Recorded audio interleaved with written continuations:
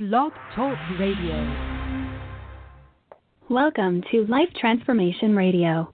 This show is all about life transformations and our journey from where we were to why we are doing what we are doing today. We will discuss the hiccups, the roller coasters, and the blood, sweat, and tears that has been poured out while discovering our purpose. It is all about our transformations. Here is your host, Sean Douglas. Welcome, welcome. We are live here on Life Transformation Radio. I am your host, Master Resilience Trainer, Inspirational Speaker, and author, Sean Douglas. Welcome to all our listeners who are listening from around the world.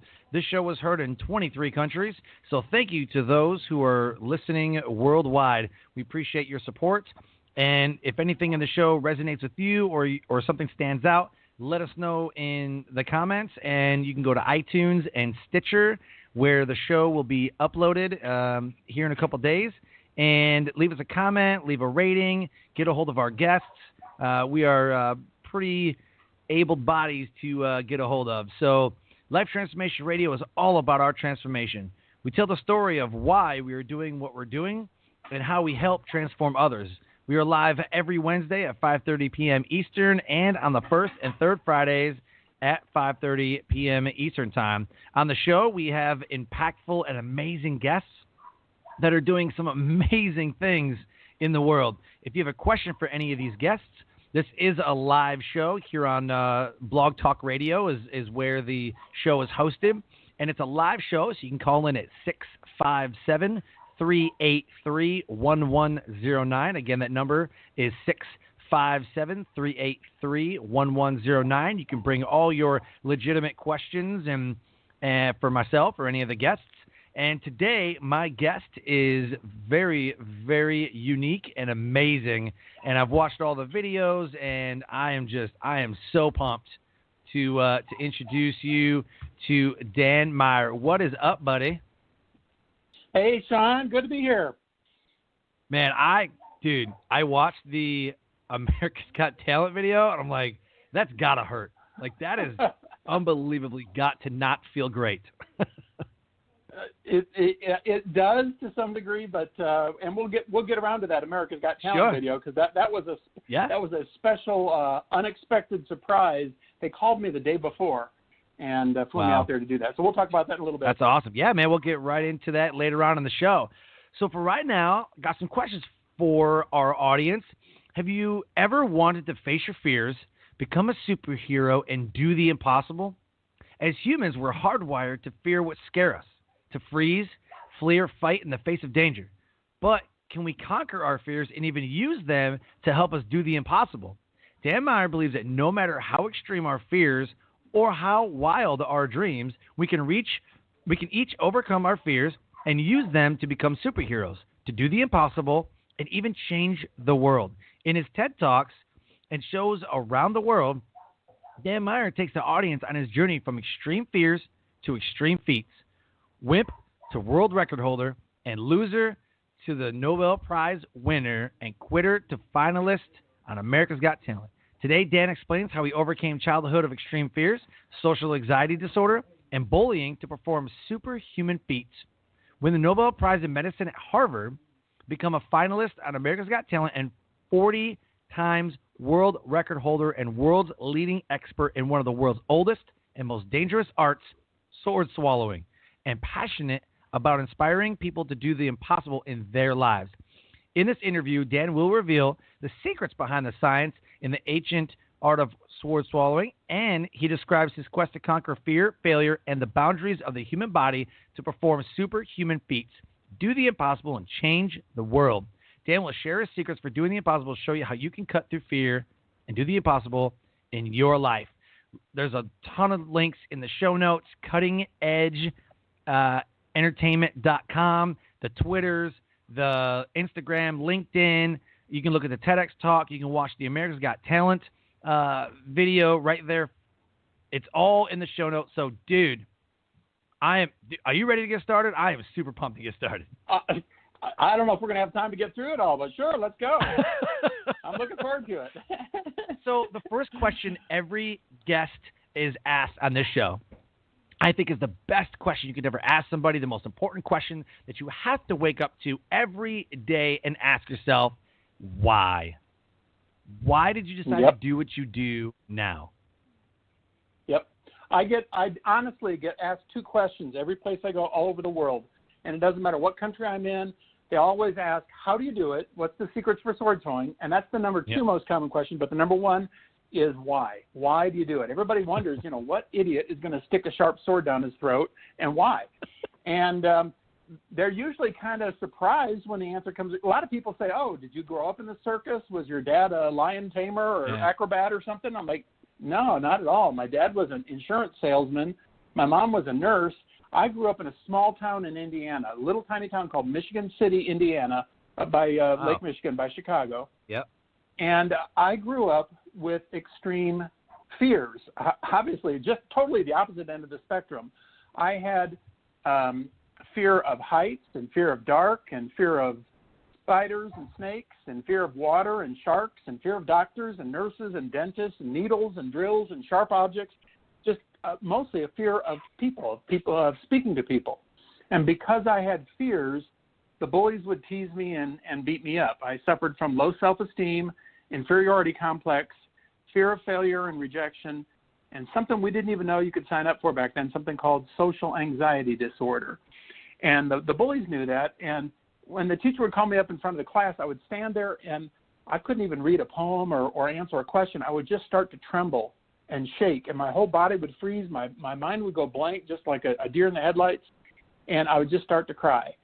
And because of that, the bullies would tease me and beat me up, and they wouldn't let me play in any of their sports games. The only game they would let me play in was dodgeball, and I was not a good dodger at all. And the bullies would call my name, and, I was just a scared, shy, skinny, wimpy kid, just toothpick arms, just skinny, scrawny little kid. And they would call my name, and I'd look up because somebody had actually called my name, And I'd look up, and I'd see all these pink dodgeballs hurtling at my face at supersonic speed. I mean, just zipping right at me and getting huge. And all of a sudden, bam, bam, bam, they'd just smack me in the face. And I remember many, many days walking home from school. I went to a school called St. Paul Lutheran School, and I'd walk down Franklin Street all the way home, and my face was red and stinging. My ears were red and ringing. My eyes were burning with tears, and their words were burning in my ears. And anybody who says, sticks and stones can break my bones, but words will never hurt, it's a lie.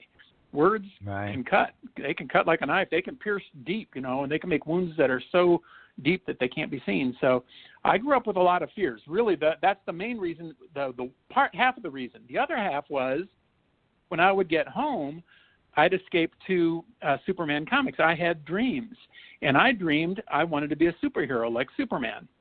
And I wanted to fly around the world doing superhuman feats and saving lives, and I wanted to, fight for truth and justice and the American way and all that. And so I'd read Superman comics, and I dreamed I wanted to be like Superman or Batman or Spider-Man. And then I would read Guinness Book of World Records and Ripley's Believe It or Not, and I saw real people doing real incredible feats.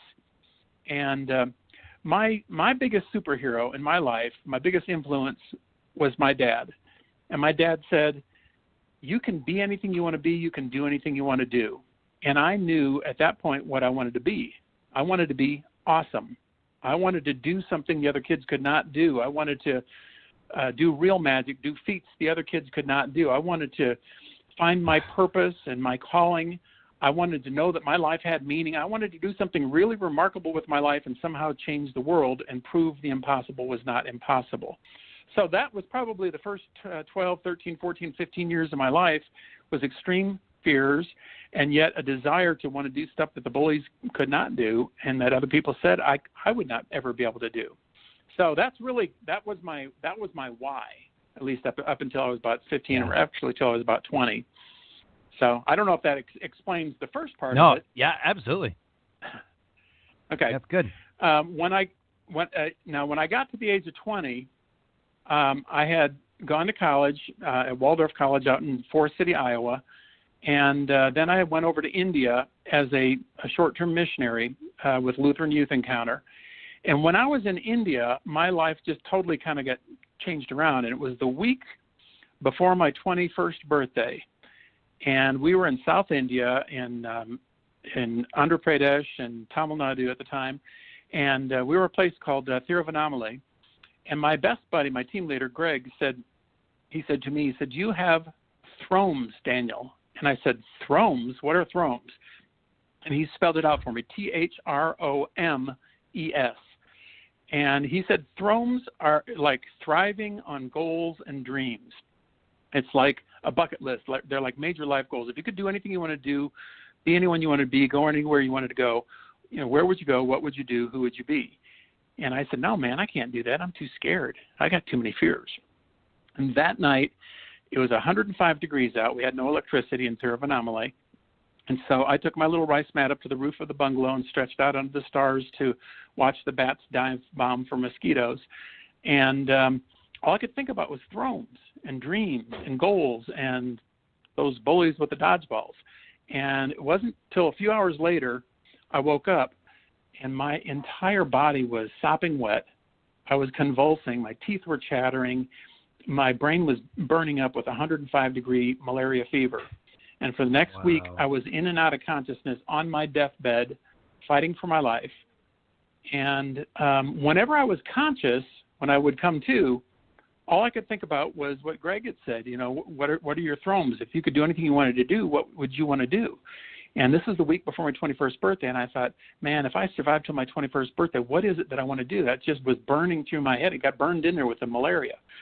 Finally, on the night before my 21st birthday, in a moment of clarity, the fever broke, and I came to a little realization, and I realized that little mosquito that had bitten me, and it was 10 days before that in a place called Thirukoilar, that little mosquito that weighed only 5 micrograms, less than a grain of salt. If that little mosquito could take out a 180-pound kid, then I realized that mosquito was like my kryptonite, that it took me down. And then I realized, no, it's not the mosquito. It's even smaller than the mosquito. It's the little parasite that lives inside the mosquito, and it's called Plasmodium falciparum. That little mosquito killed, at that time, 1 million people a year. It was really deadly. And then I realized, you know what? It's even smaller than that. But to me, it seemed so much greater. I realized that fear was my kryptonite, my parasite that had crippled and paralyzed me my entire life, the first 20 years of my life.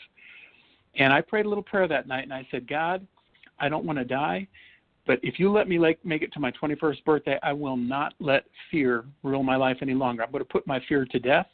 I want to take on risks and challenges. I want to find my purpose and calling, know that my life has meaning, do something really remarkable with my life, and somehow change the world. I want to prove the impossible is not impossible. So I won't tell you if I survived until my 21st birthday or not. I'll let you figure that out for yourself. But that night I made my list of my first 10 thrones.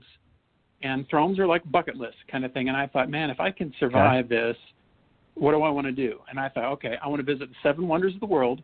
I want to visit all the major continents, learn a bunch of languages, live on a ship in the ocean, live on a deserted island, live with a tribe of Indians in the Amazon, work with a circus, work in the music business in Nashville, climb to the top of the highest mountain in Sweden, see Mount Everest at sunrise, and jump out of an airplane. And I thought, there's no way I'm going to do any of that. And little by little, that night was my turning point. When I came so close to death, that really became the beginning of my life, because I realized everybody dies, but not everyone really lives. So, it's kind of at this point that, everyone dies, but if that's the point where you can actually live. So I set those thrones, and I came back from India, and I got the opportunity to move to the Bahamas, and I lived in a little deserted island, a mile long by a third of a mile wide, called Little Stirrup Key in the Berry Islands. And I lived there off and on for about 7 years, from 1979 to about 87, 2 years of that on a cruise ship as a scuba instructor. And during that time, it was kind of my wilderness period, where I was just by myself. I was the only inhabitant on the island, lived in a thatch hut, wore a loincloth, speared sharks and stingrays, ate coconuts and lemons, and lobster and whatever I could spear. And just, it was kind of my wilderness period of kind of my finding myself and kind of developing a confidence in who I was and who God had made me. And after that, I lived on the ship for 2 years, and from there moved to Mexico, Cancun, and then explored the pyramids in the Yucatan Peninsula, and then eventually moved to Ecuador, lived with a tribe of Indians in the Amazon rainforest in Ecuador, and moved to Nashville, worked in the music business in Nashville for many years in copyright licensing with CSAC. And from there, I got the opportunity to move to Sweden, and I worked in the music business in Stockholm, Sweden, with a copyright licensing organization there called STIM. And from Stockholm, my buddy and I got to go all the way up above the Arctic Circle, and to climb to the top of the highest mountain in Sweden called Mount Kebnekaise. And that was like another throne, check it off. And every time I would check one of these thrones off of my list, I would add 5 or 10 new thrones onto my list, and my list just kept growing. And now it's a list of thousands of things. But the main lesson that I learned that during all of that is, don't focus on your fears. Make your dreams, make your thrones bigger than your fears, and focus on the things that you can go forward to, not look at the stuff that can scare the heck out of you. So I don't know if any of that makes any sense to you. Yeah, absolutely. Oh my God, there's so much in there. Like, you've lived an amazing life, man. I mean, I've seen what's that show, Survivor Man, where he lives on an uninhabited island and everything, and I'm just watching what he does, and I'm like, I could never. I mean, I'm in the military, so I mean, I got a fighting chance, but at the same time, I mean, you're on an island. I mean, let's just be real. Like, you're on an island with you. You know what I mean? Yep. And the one thing that sucks about me is I'm allergic to shellfish, so I can't eat crab, I can't eat shrimp, I can't eat clams. So I'm screwed. You know what I mean? I'm eating plants and bananas. You know. Yeah. So, and there weren't even any bananas. There was turtle grass, and there was, it's just whatever I could scavenge up, kind of thing. But and as a matter of fact, I'm a dear friend with Rupert, the guy who won Survivor. He ran for governor of Indiana last year, and he's become a friend of mine. So we oftentimes will get together and compare notes on, finding lobster and spearing fish and living the survival, the naked and afraid kind of lifestyle kind of thing. So anyhow, that was kind of the slow version of my transformation. But then it really sped up in the 1990s. In 1997, so I had learned during this time, one of my dreams was to work with a circus. And so I'd learned juggling and circus clowning. And I learned to put on clown makeup. I was a circus clown for years and years and years. And I worked with different little circuses, Hoxie Brothers and Carson and Barn, Clyde Beatty Cole Brothers, all these little circuses that would come through town whenever I could on a weekend. Right. And I learned juggling, unicycle riding, stilt walking, fire eating, and glass eating. When I got the fire eating and glass eating, I said, wow, these are pretty cool. This is like real magic. This is like not tricks. This is the real deal. Right. And in 1997, I'd heard about sword swallowing, which I'd seen it originally when I lived in India. And I met a sword swallower named George the Giant, a friend of mine from Bakersfield, California. And I met him in Nashville, Tennessee, and I said, give me some tips on sword swallowing. He said, I'll give you 2 tips. Number 1, it's extremely dangerous. People have died doing this. Number 2, don't try it. And guess what I did? I added it to my list of thrones. I wrote it down. I said, I've got to try that. Yeah. I mean, anything that's impossible, I'm going to try and do it. So I started practicing. I practiced 10 to 12 times a day, every day, for about 4 years, from 1997 to 2001. And I was living in Nashville at the time. I'd practice in my bathroom 3 or 4 times in the morning, 3 or 4 times after work. Before I went to bed, I'd brush my teeth and practice 3 or 4 times, And I calculated all that out. 4 years times 10 to 12 times a day is between 13,000 and 14,000 unsuccessful attempts before I finally got my first sword down my throat on February 12th, 2001. And even then, it wasn't pretty, but it took me another 2 years to get consistent at it, to be able to do it, without grimacing and to put a smile on my face. And then I started putting a show together, and it just kind of took off from there. So of all the thrones, and there are probably hundreds or thousands of thrones on my list, of all those thrones, sword swallowing is the one that everybody kind of focuses on. So that's what led me to the sword's falling. And then it's just from there, then the thrones just keep going. I keep adding crazier and crazier thrones, and it's been kind of fun. So I'm sorry. Absolutely. I've been yakking, but there you go. No. I could see it. When I was watching, I watched your TEDx. I watched your, your other video, and you thoroughly enjoy what you're doing. It's not gimmicky. It's not like, well, I got something unique and hey, look at me. This is something that you really are passionate about. Yep, it's my passion. And I realize, when you do something for your work that you're passionate about, it's not work at all. Kind of like Steve Jobs said, it's not really work. This is most people dread Monday mornings. I look forward to Mondays because I get phone calls and I get opportunities, and it's like, okay, who can I minister to? Who can I inspire? Who can I, speak some hope into their life this week? And it's just every day it just continues to grow and grow and grow. I look forward to my job. I love what I do. Perfect. That's what I want to hear. Love what you do.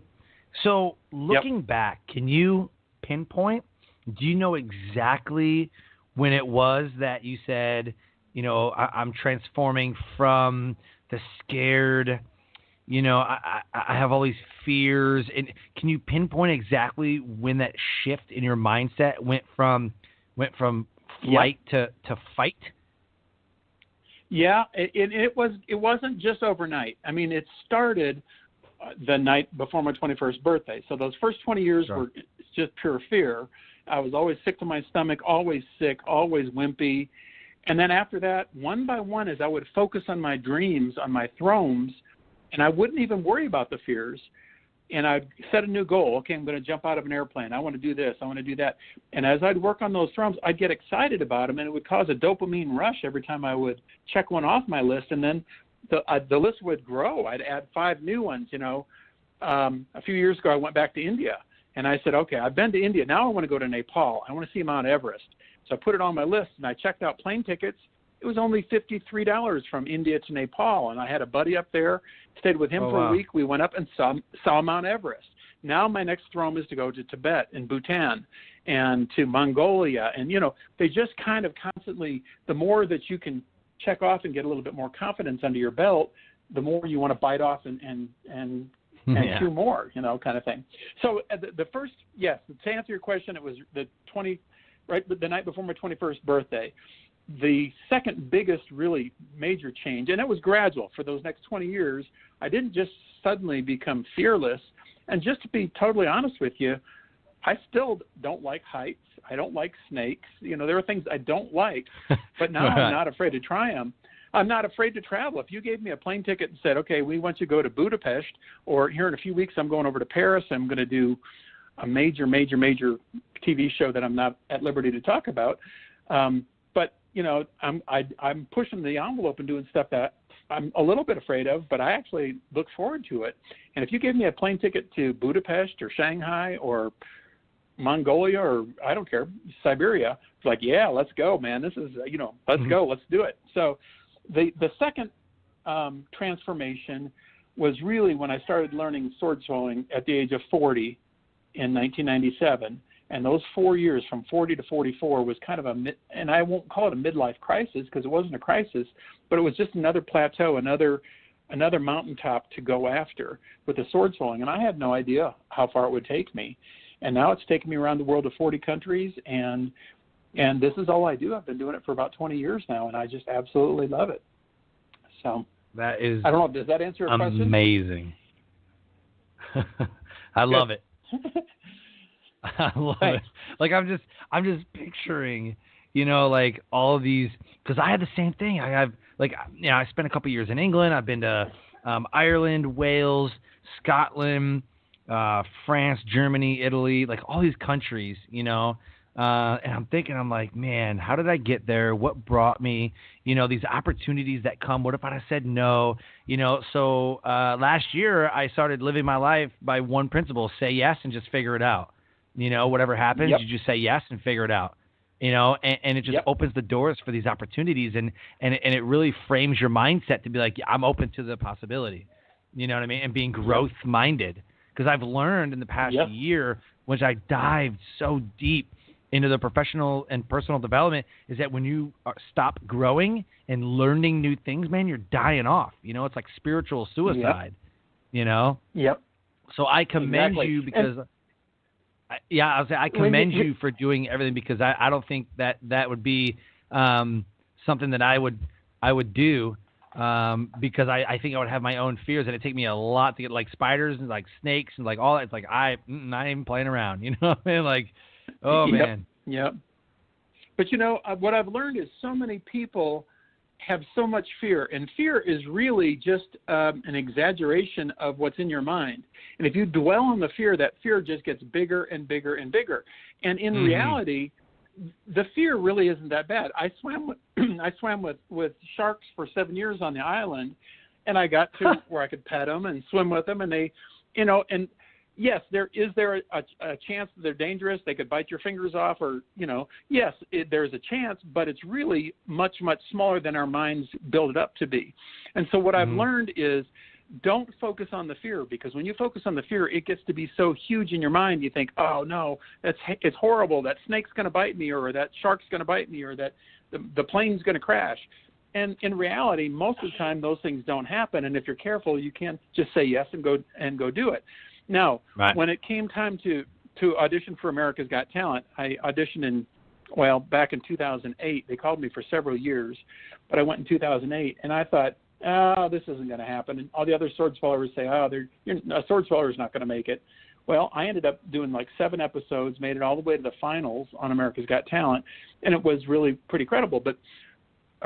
But most people will sit at home and say, oh, I'm never going to do anything on that, so I'm not even going to apply. I'm not even going to try it. And they don't apply themselves to it, and they don't go for it. I found most of the time, if you apply yourself and shoot for something, do the research, do the homework, like you said, say yes, and then figure it out along the way, you know, you'd be surprised how far you can really go if you just put your mind to it. So that's what's worked for me all these years. Yep, exactly. Yep, absolutely. So I got to ask you, kind of a 2-part question, right? So what has been the best part about your entire transformation, from the scared to not scared, the living in the island, and then coming around to living the life that you live now? What has been the absolute best part about it? Well, and that's kind of a loaded question, because there isn't just one best part. I mean, it's really just living the life. What are some things that stick out? There have been some highlights to it. Yeah, some of the highlights were making it to the finals on America's Got Talent, way back in 2008, and then getting called back again last year to pull the car with Nick Cannon. And so that was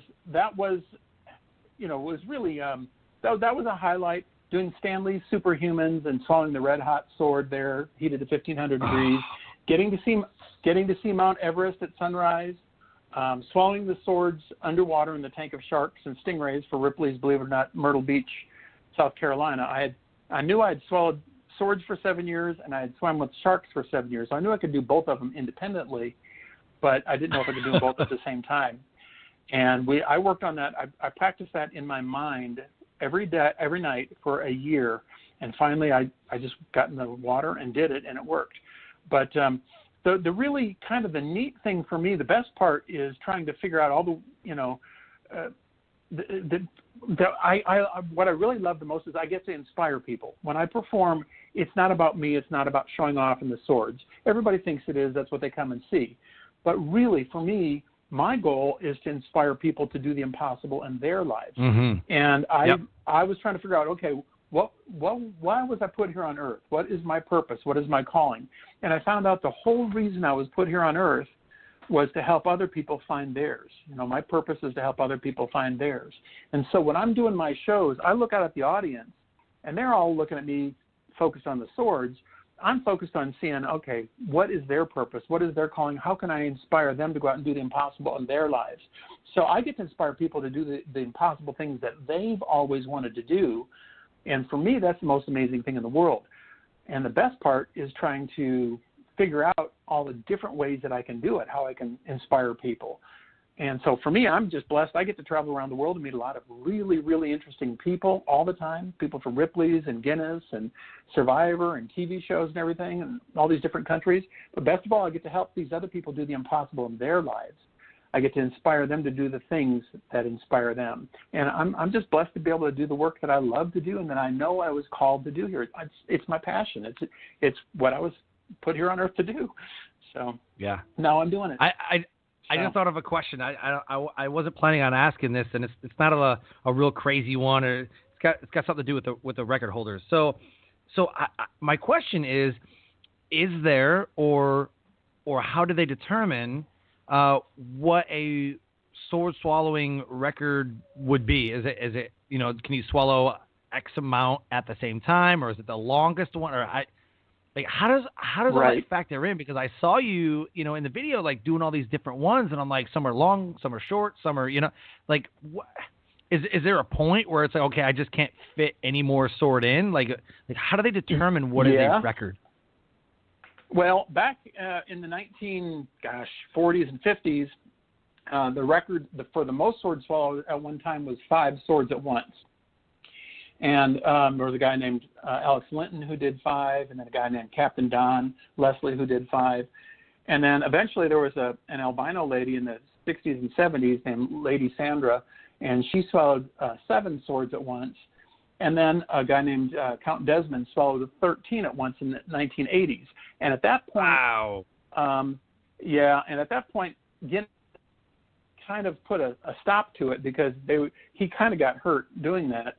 And they put a stop to it for, 13 years, 15 years, something like that, because it was getting to be so dangerous they didn't want somebody to kill themselves.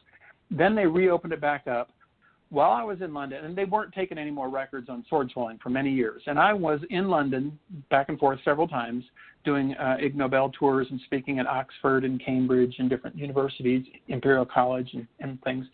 And I decided I was going to go to the Guinness headquarters and talk to them and ask if I could do a little demonstration. They said, sure. I figured I'd do a 5-minute demonstration during lunch. Well, it went for about an hour and a half, and they videotaped the whole thing, and they said, from now on, you're going to be our adjudicator, our witness, so that when we have sword swallowing records, we're going to kind of run them past you since you know what you're talking about, since I was the president of the Sword Swallowers Association. And so at that point, they started putting the records back in the book, and the record for multiple swords for sword swallowing got up to 12 and 15 swords, and then 21 by a fellow over in Australia. And then a guy in India did 22 swords. And so 2 years ago, 2 years ago, and at Ripley's, believe it or not, in St. Augustine, Florida, in 2015, I broke that record, which was 22. I swallowed 29 swords at one time. And these are 24-inch swords, have to be at least 20 inches long by half inch in width and at least 1 millimeter in thickness. And so these were 24 inches long by half inch by 1 millimeter, and I did the 29 of them back then. So that's one particular type of record. Another record is the most individual swords swallowed in 3 minutes. And there was a guy in London who had done it last year, actually up in Manchester, I believe, and he had swallowed 13 swords in 3 minutes. But this past February, I was at Ripley's, believe it or not, in Panama City Beach for World Sword Swallowers Day, and I took on that record to see how many individual swords I could swallow in 3 minutes. And instead of I broke the record, which was 13. I broke it by swallowing 26 swords in 3 minutes, so I doubled the record. And it was not pretty. It was not easy. Your stomach doesn't want the swords in there. It's trying to reject the swords, but I did it. And so that one's submitted to Guinness right now. It's pending approval. It just takes them a long time to approve the record. Right. So, sure. I don't know if that kind of helped answer your question. Yeah, absolutely. That's what I was, half inch and a millimeter. Because I could grab some, itty-bitty little puny thin, what is that, fencing. I could grab, a bunch of fencing swords. Technically it's a sword. You know what I mean? So, so that's why I was like, well, are they grabbing, big ones or little ones, serrated ones? What, I mean... Yep. Yeah. The dangerous thing is the smaller the sword is, the more dangerous it is. The tinier ones are the ones that can really puncture you. My favorite swords are a lot thicker, and I love swallowing thicker swords. So. Okay. Perfect. So that brings us to the second part of it, right? What has been the worst part about your journey so far, or what has been the worst part about that transformation period? One of the hardest things about transformation is actually every time you come to a hurdle, every time you come to a new plateau, is you have to try even harder, and there's always a little bit of fear, that trepidation, like, man, I did 15 swords, now can I do 16 swords? Now can I do that's just an easy way of putting it. But okay, I've been to India many times. Now can I go to Nepal? Now can I go to Bhutan? Now can I, you push your envelope a little bit. And with all fear, there's just, it's natural that as you push the envelope, it's a little bit scary. And yet, on the other hand, it's exhilarating to say, oh man, I'm breaking new territory. I'm pushing my own personal boundaries, the limits of my human body, and trying to do things that I don't know if I can do or not, but let's see if we can do it. So for me, it's the fear of failure.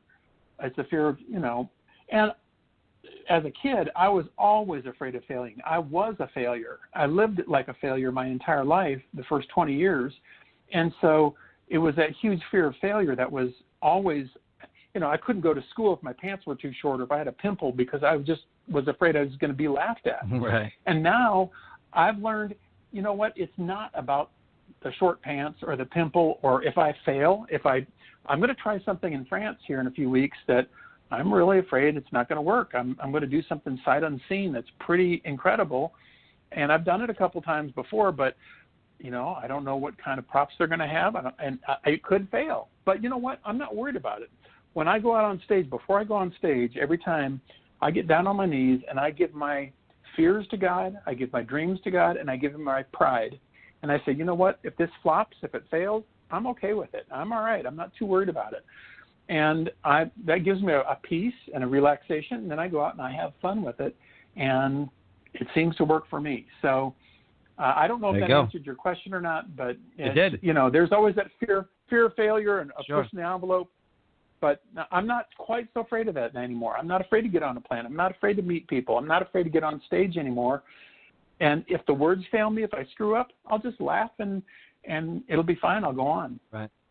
I would think that there would, the fear is real though. I mean, you with the swords and the fire breathing and like that type of stuff, there's a real danger. I would assume that would not be a place or a profession or an industry where you'd want to get too overconfident.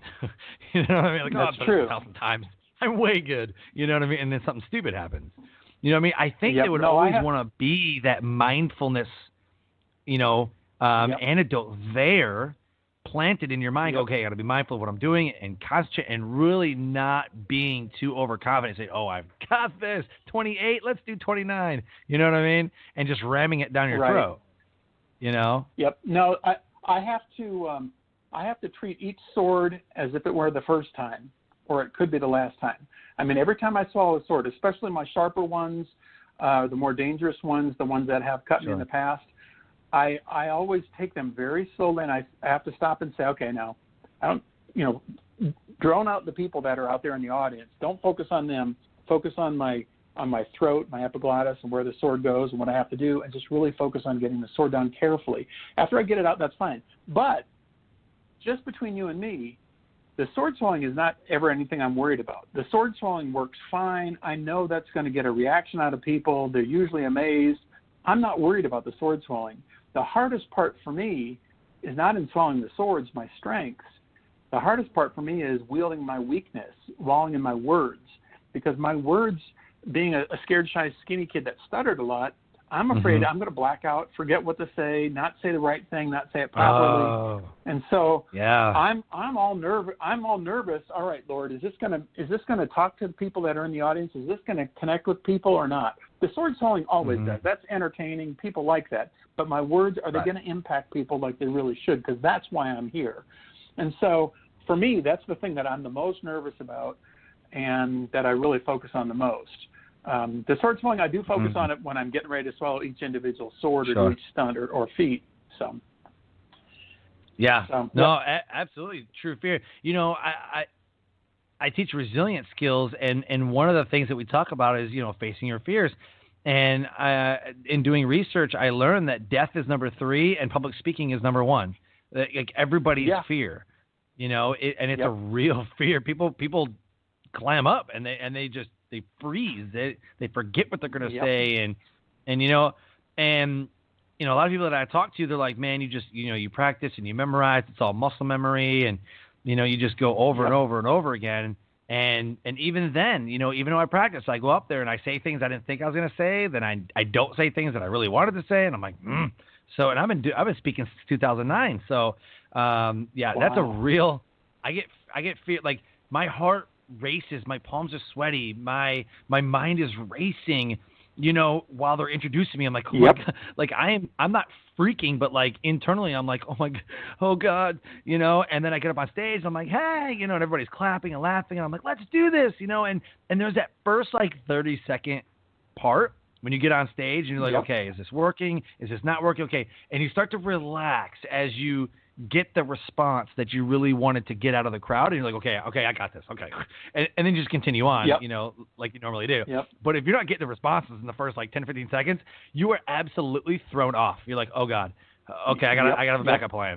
So I always have backups. Like if I don't get the response I want, I'm like, okay, let me try this, and let me try this, and then now definitely. If you watch the TED Talks, I've been honored, blessed really to do 9 TED Talks on 4 continents so far, and I absolutely love doing them. But the very first one I did was one of the larger TED Talks in Europe in TEDx Maastricht, Netherlands, and I flew in the night before. I got up that morning, had a whole bunch of coffee, was sick to my stomach, my mind was racing. And they called me just after lunch to go out, and I was at 1 o'clock or something.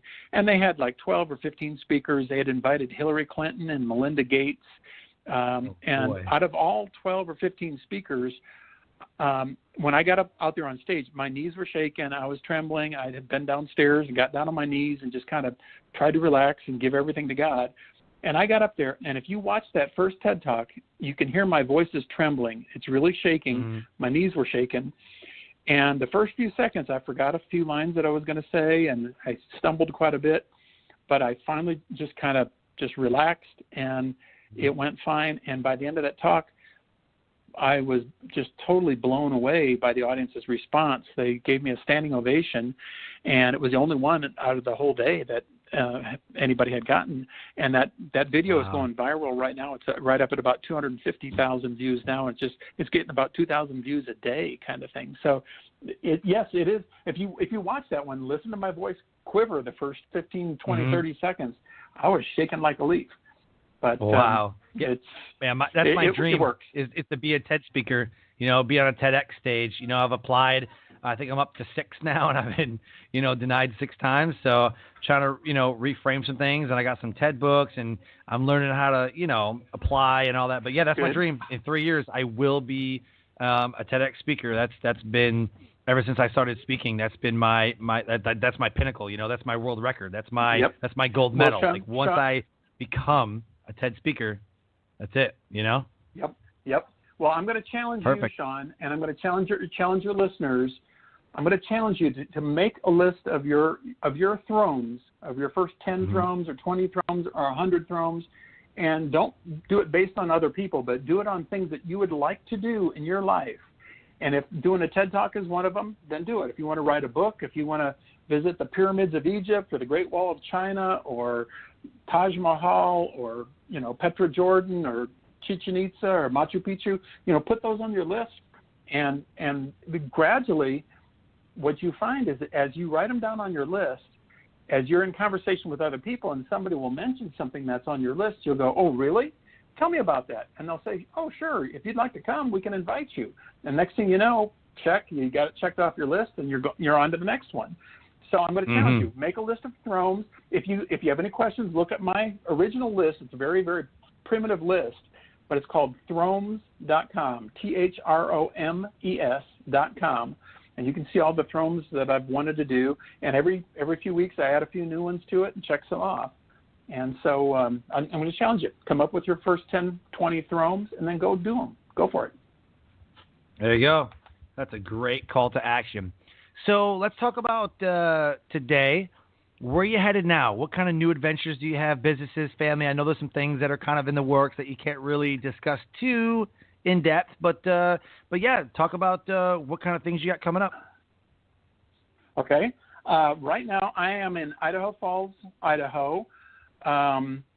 This next week, I'm performing at the Teton County Fair in Jackson Hole, Wyoming. Actually, that'll be July 27th through 30th. So if you're out in the Wyoming area, come out to Jackson Hole. And then from there, I'm at the Yellowstone Mountain Man Rendezvous. And then from there, I go up to Canada, and I'm doing a huge circus up there, Carnival Luna Blue, up in Brockville, Ontario, someplace between August 6th through the 14th.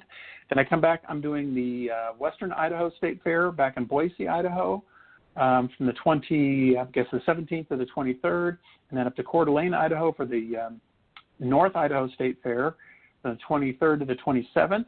Then I fly over on the 28th, fly over to Paris for a few days, and I can't tell you exactly what I'm going to do, but you'll be able to watch for it on YouTube and the internet.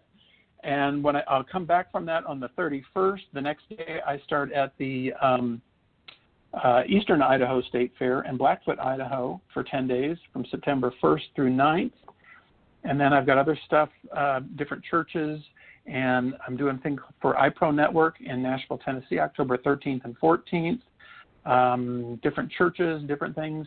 I'm going to be back in India in November, pretty much the month of November, doing CityFest Latur in West India and CityFest Hyderabad in South India and Vizag in East India on the coast. And it's just always one thing after another, man. You're busy, man. Matter of fact, I just got an email this morning from London from a TV show, a major TV show, and that could be something that'll be pretty big. You probably won't see it for another 9 months or a year or something, but it's always something, and I absolutely love having the opportunity to inspire people to do the impossible in their lives. So looking forward to it. Oh, yeah. Well, you've definitely inspired me because I'm thinking right now what I'm afraid of and things that I would love to do but really haven't pulled the trigger on because I don't really know about it. But, yeah, I'm definitely, I have a bucket list, that's on there of like, I want to see this place. I want to see – I don't really have too many do things. I want to, jump out of an airplane. Like, I've already done that. Bungee, right. Stuff like that. Like, I don't have too much action stuff. It's just I'd like to see I don't know, Niagara Falls. I've seen it before, but, I'd like to see this or I'd like to visit. I want to write some more action stuff. Like, I want to learn this or do this or be this or, get in a fight with a kangaroo in Australia. You know what I mean? Like, there you something go. crazy. That's it. So, so as we finish up, would you go back and change anything, or would you do anything different, or are you pretty happy with the way things had transformed and turned out? Boy, that's a great question. Nobody's ever asked me that before. I think if I were to do anything better, as I would earlier on my thrones, instead of waiting the first 20 years, if I was, 14, 15, 12, I would start doing those thrones. And, a lot of times we're seeing on America's Got Talent, we're seeing 12-year-olds and 13-year-olds and 14-year-olds that are blowing it out of the water. Don't be afraid. Just go for it. Go for, another thing I would probably do is I'd probably put more money into savings earlier instead of waiting later on in life and start earlier.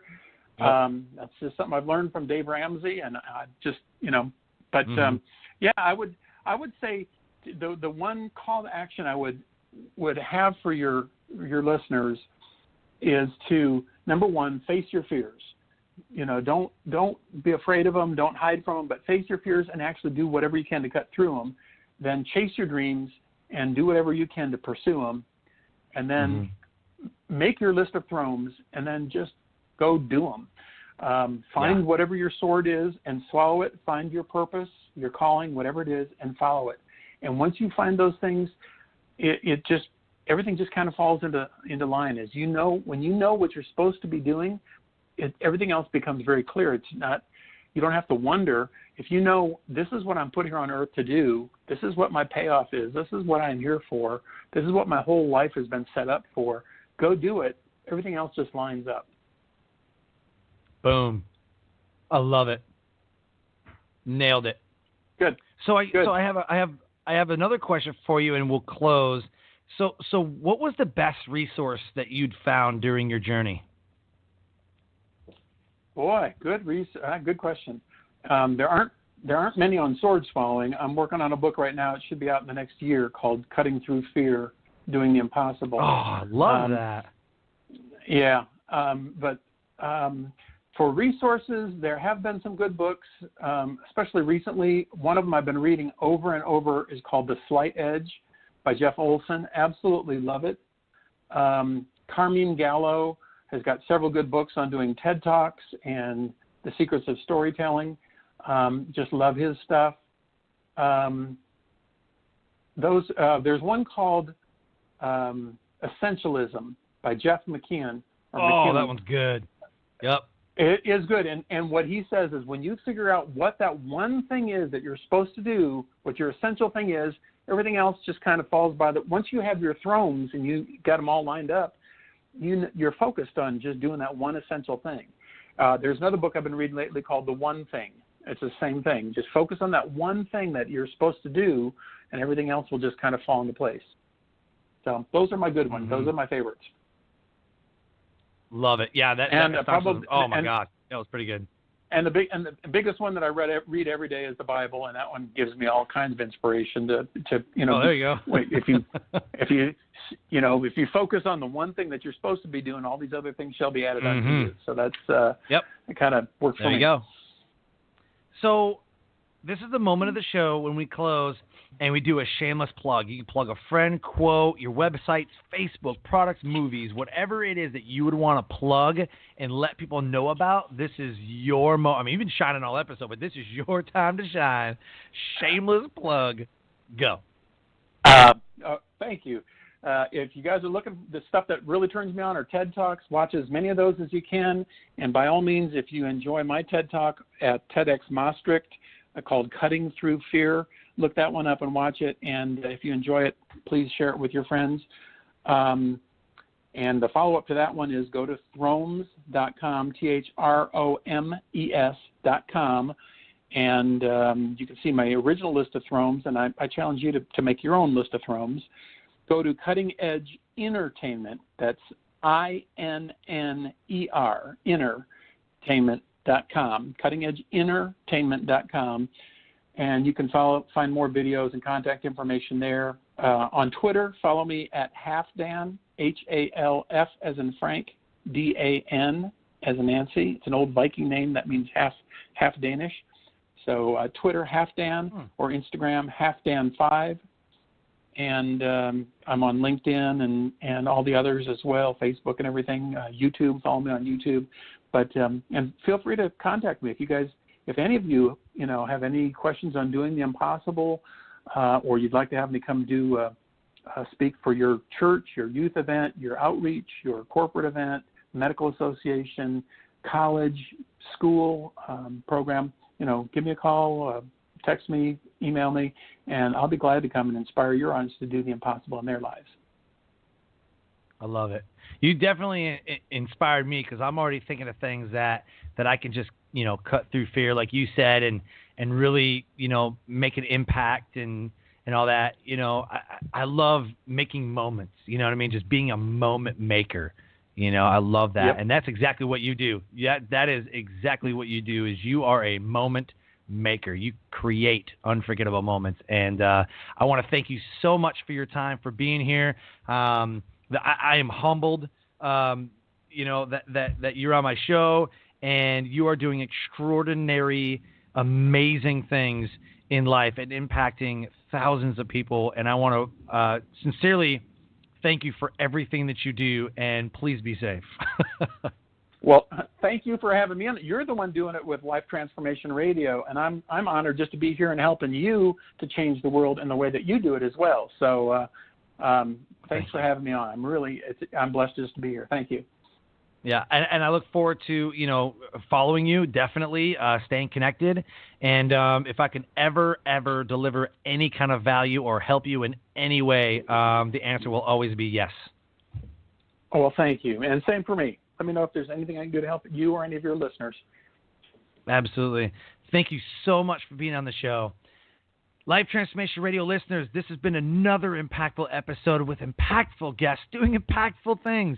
Join us every Wednesday, 5:30 p.m. Eastern Time, and then on first and third Fridays at the same time at 5:30 p.m. Eastern. You never know who's going to show up. You never know who we're going to have on here that are doing extraordinary things. And if anything resonated with you, get a hold of Dan Meyer. Look him up on all of the social media links. They're all in the show notes. Leave a review on iTunes. Give a rating and comment anything that you have learned or that stood out to you. I want to close the show with this. Remember to live your brand. Find opportunities every day in life to live out the values that you hold deep in your heart. And I call that living your brand. Find opportunities every day to make an impact, to leave a legacy, to be remembered by what you want to be remembered by. Live out your values, and that truly is living your brand. Thank you for being on Life Transformation Radio. Have a good night.